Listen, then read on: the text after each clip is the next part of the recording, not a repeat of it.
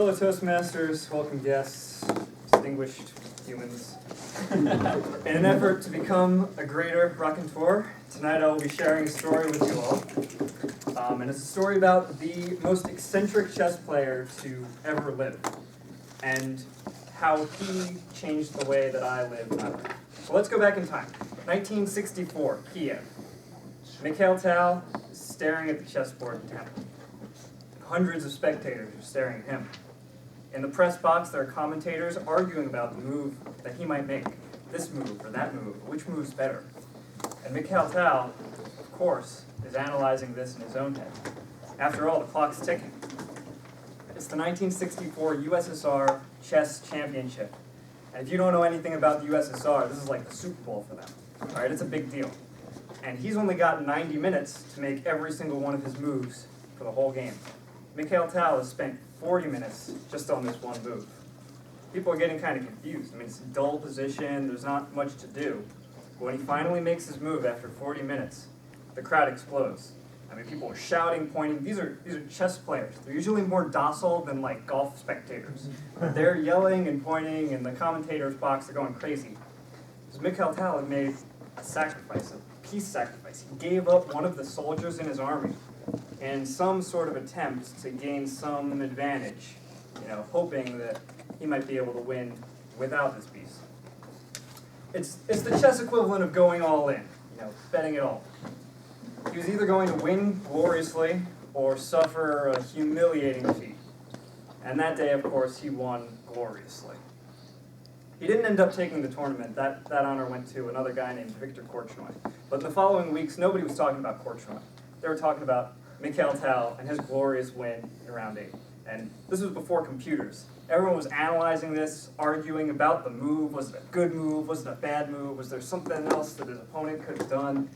And so eventually one of the journalists asked Tal, did you think about this way, this idea, this line? Do you think about bishop takes c4? What were you thinking? You were thinking for 40 minutes over the board.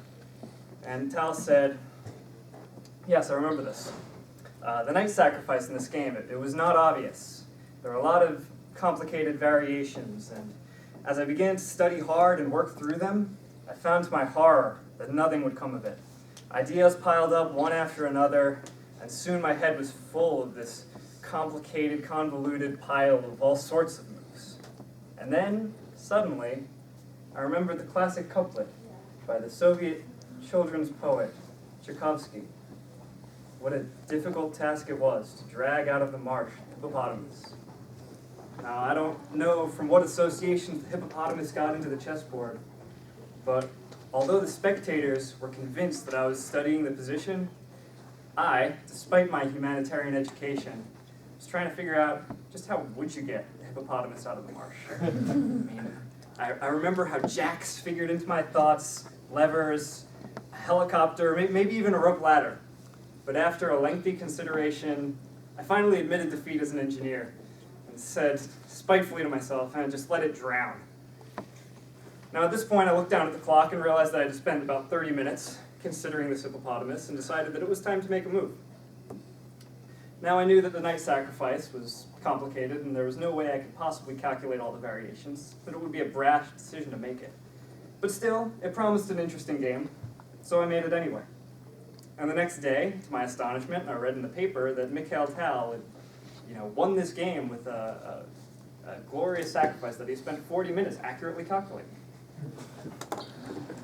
Consider how bizarre this story is. I mean, chess is the oldest strategy game in the world. It's a game about intellectual diligence and rigor and thoughtfulness and patience.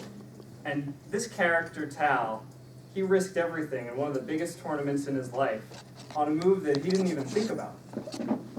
It's strange, isn't it?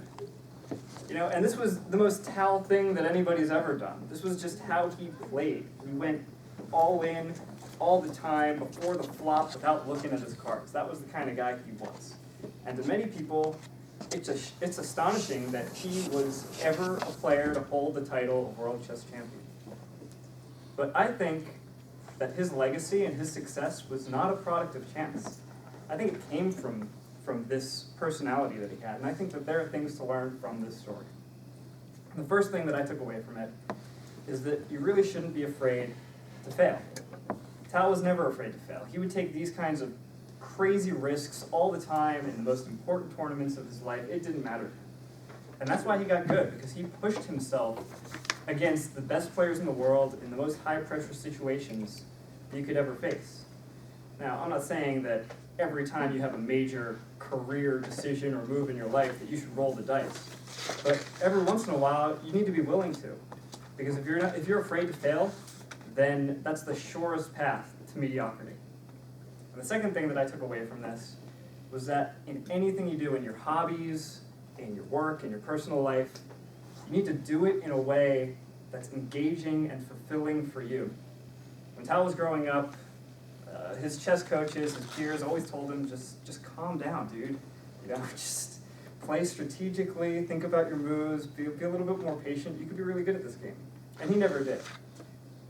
Instead, I mean, Tal would play these crazy things. They were fun for him. When he was not in tournament playing against the best players in the world, he was in the park playing speed chess with people. Tal got really good at chess because he played a ton of chess. And he played a ton of chess because he played it the way that he enjoyed playing it. He was always engaged. It was always fun for him. So in anything you do in life, make it fun for yourself first, because motivation just doesn't grow on trees. And if you can keep yourself engaged, you can keep yourself fulfilled doing it, then you'll get good at it just through time. So Tal taught me 3 things ultimately. 1, don't be afraid to fail. 2, keep yourself engaged first, and then worry about doing the best thing or the right move or the most optimal thing second. And 3, it's really hard to get a hippopotamus out of the swamp. So ultimately today, I strive to live my life like Tal played chess, with no sense of fear and a spirit of reckless abandon. Thank you.